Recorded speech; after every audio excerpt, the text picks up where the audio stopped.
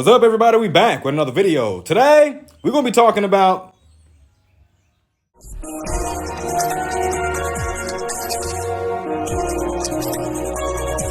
all right, man, we got this man's level 4 I'm pulled up. We're not even going to try to pronounce his name, man. I have no idea if it's supposed to be CONAN or CONAN or some kind of weird name, man, because the people that made this game, they are not from America, so I could probably butcher that name, man. I'm not even going to try. So we're talking about how to activate his level 4 ability. I found out by accident, and I also seen some people doing it, and I was trying to figure out how exactly they were getting that done. So let's read it. Dribble move speed plus 10 at level 1. Level 2, dribble move speed plus 10 for a total of 20. At level 3, you get 3% accuracy and 3% disturbance resistance for 3 seconds after doing a dribble. And at level 4, you can dribble again after dribbling and changing directions. There is a chance that the ball will not drop when the dribble is blocked. So you think about something like smart save on someone like Susan. When she runs into someone with a dribble move, she's not going to drop the ball. She's just going to be dribble restricted. So make sure y'all keep that in mind. You're using this, man. There is a very small chance for you to not get knocked down when you run into someone off of a dribble move, but that's not what we're talking about, man. We're talking about how to activate the turnaround step back off of this ability. Marcus has turnaround step back as well, but Marcus's is much better because he does not have to do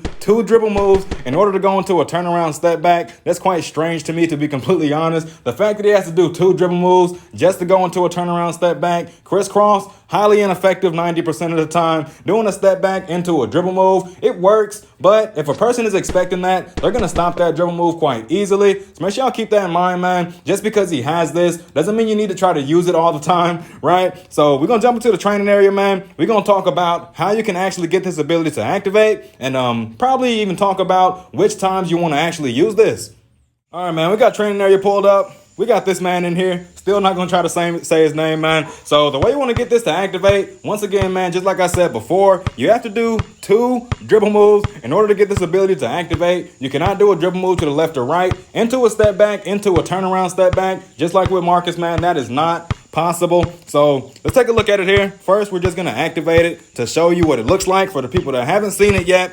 So we're just going to activate this just like that, man. Now you think about Marcus, when he does 2 dribble moves or even just 1 dribble move into a turnaround step back, he is no longer able to dribble. But this dude right here, man, I wish I knew how to pronounce that name. It feels weird saying this dude, but this dude right here, he's able to dribble after doing a turnaround step back after dribble moves. So make sure y'all keep that in mind, man. Before I knew that he could actually move after this turnaround step back, I was just doing pull-ups at the end of it and hoping for the best. But you don't have to do that, man. Just make sure that you not doing pull-ups every single time you do a turnaround step back. You will do just fine. Now, the way you want to get this to activate, you want to do your dribble move, and then in the middle of your second dribble move, don't wait until the end, man, because it will not activate. In the middle of your second dribble move, you want to make sure you're holding your analog in the backwards direction diagonally away from the rim so that you can activate this ability. So let's take another look at it here.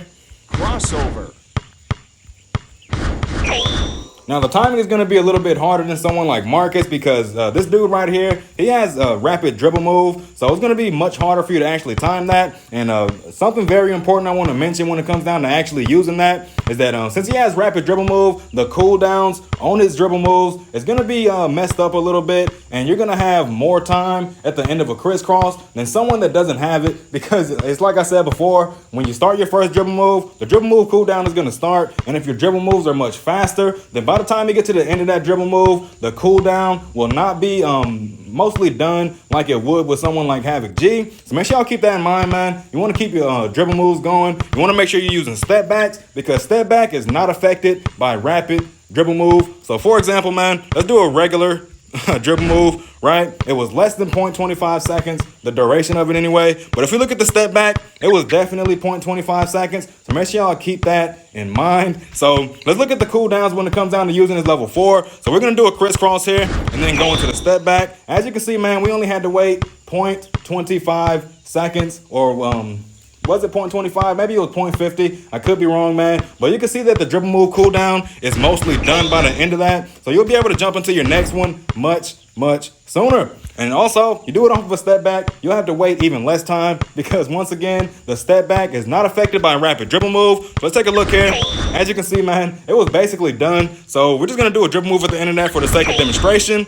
Look at that, man. Ready for the next one already. So let's do a crisscross real quick. As you can see, man, I'm still waiting. So make sure y'all keep that in mind as well. You want to get your dribble moves off cooldown. You want to make sure that you are using that ability, but you do not want to spam it, man. You want to make sure you are using it after you've already done enough dribble moves and they feel like you're not going to be spamming it. And then once they feel like you're not going to be using it very often, that's when you drop that ability on them, man. They will not be able to stop you. That's it. Now catch y'all on the next one.